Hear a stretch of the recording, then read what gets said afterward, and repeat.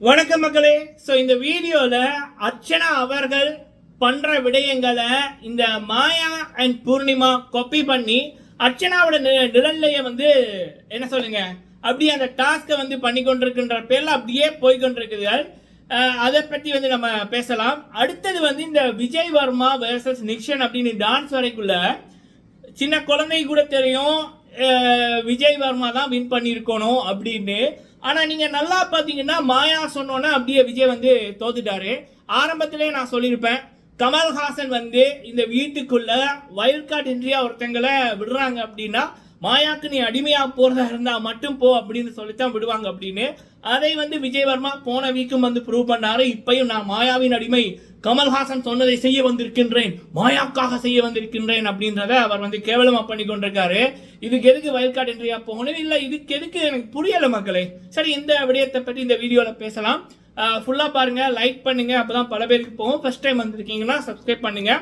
First matter என்ன அப்படின்னா, இந்த சீசன் 7ல் ஃபர்ஸ்ட் ஹாஃப் பிரதீப் அவர்களுக்காக மக்கள் பார்த்தார்கள். அண்ட் இப்போ செகண்ட் ஹாஃப் வந்து அர்ச்சனா அவர்கள் அந்த ஷோவை வந்து கொண்டு போய் கொண்டிருக்காங்க. இந்த 2 பேர் தான் இந்த ஷோவோட ஸ்டார், சரிங்களா?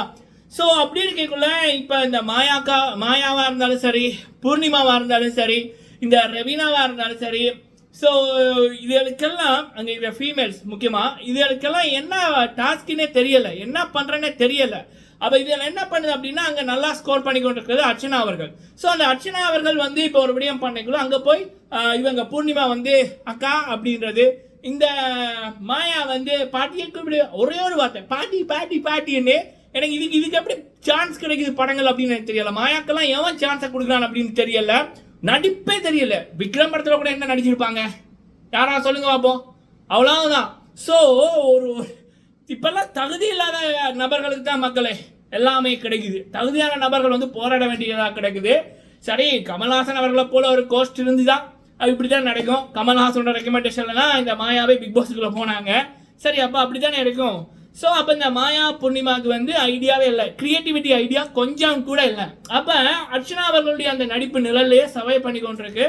இதை எத்தனை பேர் நோட் பண்ணீங்க அப்படின்றத சொல்லுங்க. பட் whatever, இந்த பிக் பாஸ் சீசன் 7 இப்போ வரைக்கும் பிரதீப் போனதோட அப்படியே கீழே பாதாளத்துக்குள்ள போன பிக் பாஸை அப்படியே கீழே விடாம இப்போ மேல் நோக்கி கொண்டு போறது அர்ச்சனா அவர்கள். முக்கியமாக இந்த வீக் மக்கள் வந்து தொடர்ந்து இந்த லைவை வந்து பார்க்கக்கூடியதா இருக்கு. எனக்கு பல பேரோட பேசியிருந்த மக்களை பல பேர் சொல்றது என்ன அப்படின்னா, கிட்டத்தட்ட 1 மாதத்துக்கு அப்புறம் வந்து நம்ம லைவ் பார்க்குறோம், அதுவும் அர்ச்சனா அவர்களுக்காக மட்டும்தான் பார்க்குறோம், அவங்களால தான் பார்க்கக்கூடியதா இருக்குது, அவங்க பண்ற பர்ஃபார்மன்ஸை பார்க்க மனதுக்கு நிம்மதியா இருக்கு அப்படின்றாங்க. அந்த அளவுக்கு இந்த மாயா, பூர்ணிமா, நிக்ஷன், கமல்ஹாசன் அப்படின்னாலே ஃபுல்லா நெகட்டிவிட்டியா இருக்கு.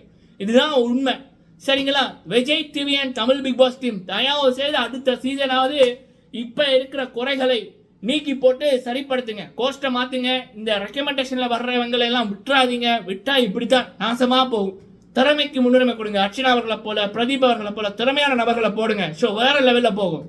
சரி, ஓகே, இது ஒரு விடயம். அடுத்தது வந்து நான் ஆரம்பத்திலே நான் சொல்லியிருப்பேன், விஜய் வர்மா உள்ளுக்கு வர்றாரு அப்படின்னு நான் சொல்லிட்டேன், ஆட்டோமேட்டிக்கா மாயாவோட அடிமை வேலை செய்யத்தான் வருவாரு, கமல்ஹாசன் சொல்லித்தான் அனுப்பியிருப்பாருன்னு. எக்ஸாக்ட்லி அதான் நடக்குது. விஜய் வர்மா ஒரு பெரிய பணக்கார வீட்டு ஆளு. பிரதீப் அவர்களை அவர் வந்து பண்ண முயற்சி செய்தது ஒரு கொலை முயற்சி, சரிங்களா? அப்படிப்பட்ட நபரை வந்து திரும்ப உள்ளுக்குள்ள விடுறாங்க. அதுவும் நீங்க நல்லா பாத்தீங்கன்னா பிரதீப் தான் டைட்டில் வின்னரான்னு இருந்துச்சு. ஆனா மாயா வந்து வெற்றி பெறணும் என்று கமல்ஹாசன் மாயா மயக்கத்துல பண்ண கேவலமான விடயங்கள் பிரதீப்புக்கு அநியாயமா ரெட் கார்டு கொடுத்து வெளியில் அனுப்பி போட்டு அவர் நினைச்சாரு அந்த இடம் வந்து மாயாக்கு ஈஸியா கிடைச்சிருமே. அப்பதான் அர்ச்சனா வந்தாங்க, வேற லெவல்ல அவங்களுடைய ஆட்டம் அதிரடியா இருக்கு.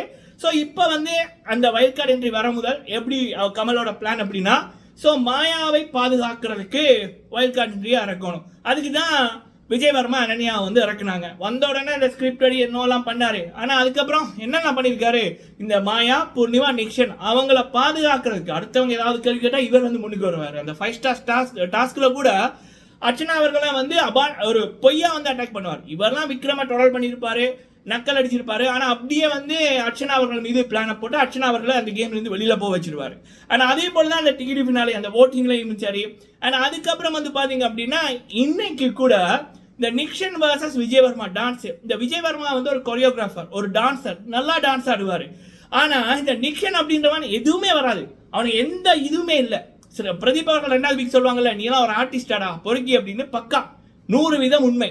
ஸோ அப்ப ஒரு டான்சர் வேர்சஸ் இப்படி இருக்கிற ஒருத்தன், ஒரு கிரியேட்டிவிட்டி ஒரு ஆர்டிஸ்டுக்கு இருக்கணும் அப்படின்னா அவனோட மனசு சுத்தமா இருக்கணும். நிக்சனோட மனசு நம்ம எல்லாருக்குமே தெரியும், வெளியில மக்கள்கிட்ட கேட்டீங்கன்னாலே சொல்லுவாங்க. பப்ளிக்கோட வீடியோக்களை யூடியூப்ல இருக்கு, சரிங்களா?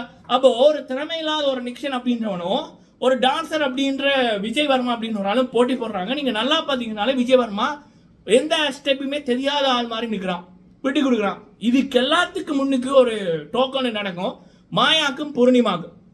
அப்ப இந்த பூர்ணிமா சொல்லுவாங்க விஜய் வேர்சஸ் நிக்சன் வரைக்குள்ள கண்டிப்பா விஜய் வின் பண்ணிடுவாரு, ஏன்னா அவர் டான்சர் அப்படின்னு.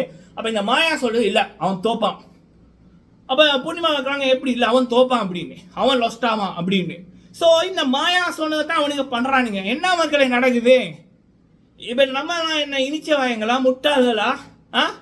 அங்க அவர் கமல்ஹாசன் என்ன அப்படின்னா மக்கள் சப்போர்ட் பண்ண 10 லட்சத்துக்கு மேற்பட்ட மக்கள் சப்போர்ட் பண்ண டைட்டில் வின்னர் இருந்த பிரதீப் அவர்களுக்கு ரெட் கார்டு கொடுத்து எந்த ப்ரூவுமே இல்லை, எதுவுமே இல்லாம அந்த அப்பாவிக்கு ரெட் கார்டு கொடுத்து வெளியில அனுப்பினாரு. விஜய் டிவி ஆந்திரால இந்த கமல்ஹாசனை 2 தடவை விஜய் டிவில இருக்க பெரியாக்கள் போய் மீட் பண்ணி, சார் இந்த மக்கள் கேட்கிறாங்க, உண்மையிலே அவருக்கு நடந்த அநியாயம், பிரதீப்புக்கு நடந்த அநியாயம், உள்ள விடுங்க. இல்ல அவன் எனக்கு மரியாதை இல்லை, அவனெல்லாம் விட முடியாது அப்படின்றாரு. அதுக்கப்புறம் வீக்கெண்ட் வந்து தீர்ப்பு தான்ன்றாரு. மாயாக்கு பப்ளிக்கா வைக்க மானம் ரோசம் சூடு சொரணை எதுவுமே இல்லாம ஒரு 70 வயசுங்க அவருக்கு அவர் இப்படி பண்றாரு. மாயா மயக்கத்துல எல்லாத்தையும் அழிச்சு கொண்டிருக்காரு, நாரடிச்சு கொண்டிருக்காரு. இங்க மாயா என்னடான்னா அந்த திமிர்ல வந்து அவன் விஜய் தோத்துருவான், நிக்சன் தான் வெல்வாரன் அந்த மாதிரி சொல்றாங்க. அதுக்கேற்ற மாதிரி விஜய் வர்மா பண்றாரு. பக்கா ஃபேவரிசம், பக்கா நேப்படிசம் நடக்குது.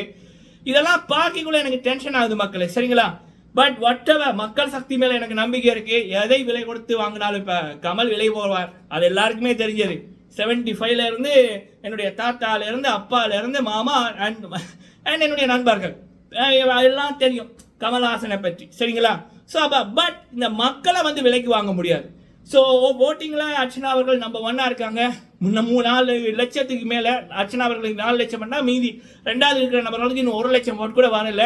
ஸோ மக்கள் அர்ச்சனா பக்கம் இருக்காங்க. அந்த ஒரு நம்பிக்கை, அந்த ஒரு பாசிட்டிவிட்டி அண்ட் அர்ச்சனா அவர்கள், அர்ச்சனாவின் முகம், அர்ச்சனாவின் குரல், இந்த பாசிட்டிவிட்டி தான் வந்து இந்த பிக் பாஸ் சீசன் 7 இந்த மாயா, பூர்ணிமா, இந்த கமல்ஹாசனோட ஃபேவரிசம், இந்த மாயாவோட அடிமைகள் விஜய் வர்மா, அனன்யா, அப்புறம் இன்னொன்று இருக்கு ரவீனா, இப்படியானதுகள் உள்ளுக்குள்ள இருக்கக்குள்ள, இந்த விக்ரம் இப்படியானதுகள் உள்ளுக்குள்ள இருக்கக்குள்ள நமக்கு ஒரு நெகட்டிவிட்டி இவ்வளவு தூரம் இருந்தாலும் அர்ச்சனா அப்படின்ற ஒரு தேவதை, அவங்க ஒரு நல்ல மனிதர், அந்த ஒரு பொண்ணு உள்ளுக்கு இருக்காங்க, அந்த பொண்ணு டைட்டில் வின் பண்ணுவாங்கன்ற நம்பிக்கை தான் இந்த சீசனை இன்னும் கொண்டு போய் கொண்டிருக்கு. இது லைவ்ல நடந்த விடயங்கள் என்னுடைய தொகுப்பு. கடவுளை இனிமேல் கமல்ஹாசனை போல ஒரு கோர்ஸ் வந்து எந்த சீசன்லையுமே எந்த லாங்குவேஜ்லையுமே யாருக்குமே கிடைக்க கூடாதுன்றதான் என்னுடைய பிரார்த்தனை மக்களே, சரிங்களா? நீங்க உங்களோட கருத்தை சொல்லுங்க. வீடியோ பிடிச்சிருந்தா லைக் பண்ணுங்க. நன்றி மக்களே.